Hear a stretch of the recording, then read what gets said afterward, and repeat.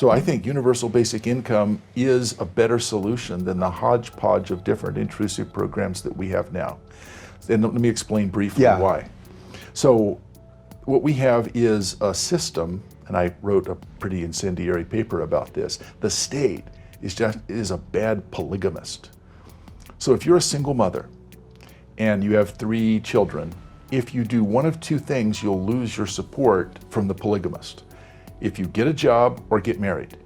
If you actually do something that achieves some independence for yourself, your husband, the state, will no, we're getting a divorce. Right. I don't care. I mean, you can have more children, you can have affairs, but you have to be committed to me. You can only get support from me, which means that you can't do any of the things that normally we would expect, and this is a conservative position, I suppose. Family and jobs are good things. Being married and having a job is a good thing.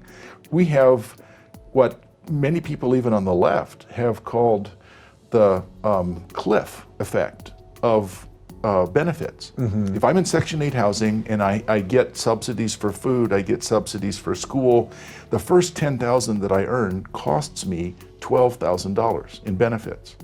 So the poor aren't lazy, they're rational. Right. So they're really, it's just a realistic game. I don't want to say game. They're not playing a game, but they're making calculations. It's a game in the technical sense. Yeah. They have choices, they have strategies, those have payoffs. Yeah. It's unsurprising they pick the ones that make them better off because they're desperate. They can't afford to lose this money. So for example, if you're living through subsidized housing in a decent area with a decent school, and even if you don't want those handouts, well, then you realize, well, I'm gonna have to work a 3rd job now, and then they're gonna force me to move to a much worse place to live. I can't afford childcare. So the state is a bad polygamist. Let's stop doing that. So to me, universal basic income that's given without strings, we take the money that we're spending now, which is enough to give at least $12,000 per poor people. So you take the amount that we spend, divide it by the number of Where are we taking that from? Well, all of these different subsidy programs. Oh, so all of the subsidy programs then go to... So we including Social Security. So we eliminate all those. Yeah. Use that money to give everyone a universal basic income. And if they get a job, they don't lose it. If they get married, they don't lose it. They can use it for childcare. One of the problems that people have now is it's very specifically tied to a location. So I can't go somewhere where there's a job because I won't be able to establish myself.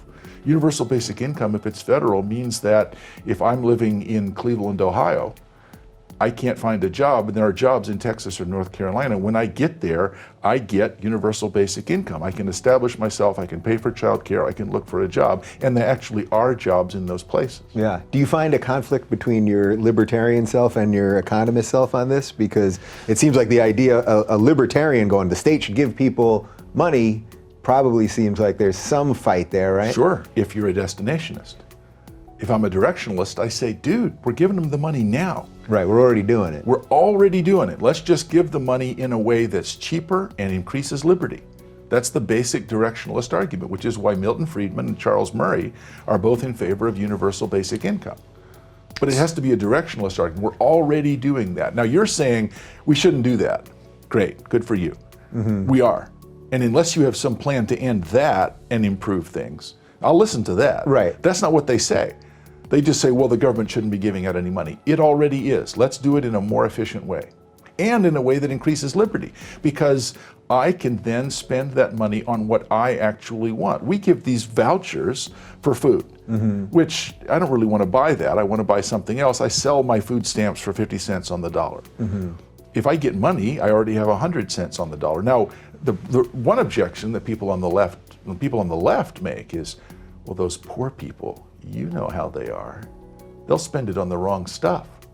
So is that the argument that people on the left make? I think that isn't that usually from the right, where they'll say, well, they're going to spend it on booze. Of course, some people, but a surprising number of people on the left believe that. Yes. So one of the things I like about this is it sort of divides the usual political split by how paternalistic they are. There's a whole bunch of people on the left that really think experts and honestly rich white people should be saying, here's how these poor people should be spending their time and money.